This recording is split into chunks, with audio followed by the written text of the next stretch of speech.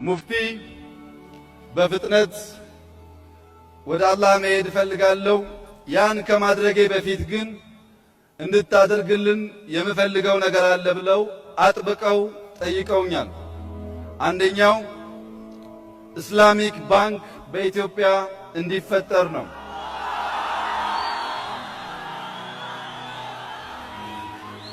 ሁለተኛው ህዝበ ሙስሊም በኢድ ወቅት እንዲሁም በረመዳን ወቅት ሰብሰብ ብሎ ልዩ መለያ የሆነውን የጀማ ሰላት በጋራ እንዲሰግድ ሰፋ ያለ ቦታ በመጠየቅ ለኢትዮጵያውያን ሙስሊሞች ብቻ ሳይሆን ከሌላ ዓለም የሚመጡ ሙስሊሞች ሊጎበኙት ሊያዩት የሚችሉ ተለቅ ያለ የእስላም ምልክት የሆነ መስጊድና የጀማ ሰላት ቦታ መስራት እንፈልጋለን ስላሉ ይህንንም